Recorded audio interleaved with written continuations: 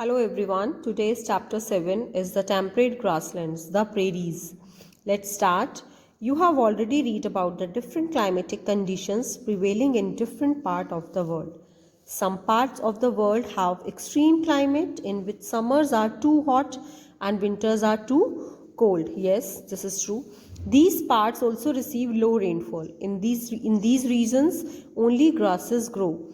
Most of the grasslands of the world are found in temperate zone. As the chapter is about grasslands, the prairies. So, where the grasslands found? The grasslands of the world are found in the temperate zone. These are known by different names in different continents. So, the major grasslands of the world are, let's read about the different grasslands of the world. North America. In North America, the grasslands are known by the name prairies. Pampas in South America, steppes in Russia, downs in Australia, and velds in South Africa. Here is a world map in which the green part means temperate grasslands. So as you can see, in North America, prairies, and in Australia, downs, and in South Africa, velds, in Russia, steppes, and South America, pampas. Right, now come to the next page, page number 5151. The grassland found in the interior of North America is called the prairies. This chapter is about as there are so many grasslands, there are 5 major grasslands of the world, but in this chapter we will read about prairies, the grassland found in the interior of North America. Here is a map of extent of prairies, grasslands. As you can see, here is Canada and here is Mexico. It is a French word called means grassland. It is a region of flat, gently sloping or hilly land. For the most part, prairies are treeless, means trees are not there. But near the low-lying plains, flowing river, valleys, woodland can be found. Tall grass up to 2 meters high dominates the landscape.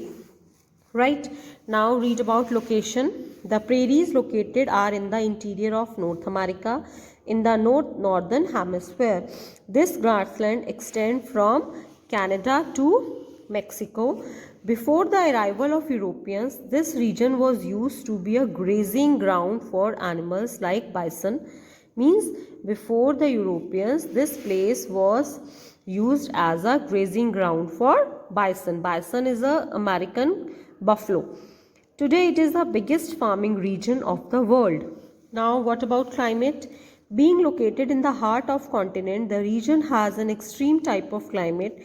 The summers are hot with temperature around 20 degrees Celsius and winters are cold with temperature around minus 20 degrees Celsius. So you can imagine the coldness there. Moderate rainfall occurs mostly in summers. There is occasional rainfall in winter. In winters there is occasional rainfall. Due to absence of north-south barrier, a local wind Chinook blows in the prairies grassland. So what is Chinook? Chinook is a local wind that blows in the prairies grassland. Now what about vegetation? There is a snowfall during winters and rainfall is less. The summers are warm. Such climate is good for the growth of grasses, right? So water is available in plenty from the Mississippi and Missouri rivers. There are 2 main rivers there from which they get the water. The main crops produced in the prairies are maize, wheat, barley, rye, oats, potatoes, soybean, cotton and the nutritious grass named alfalfa. Come to the next page. Wheat is the main crop. Which is the main crop here? Wheat. It is produced in a large quantity. That is why, this is very important, note down this.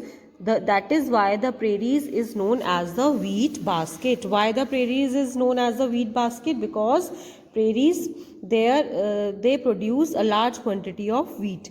A large amount of surplus wheat is exported to other countries. Large cattle farms called ranches are looked after by sturdy men called cowboys. Large cattle farms called ranches. We call them ranches. farms where cattle are reared. Ranches means farms where cattle are reared. Bison or the American buffalo is most important animal of this region.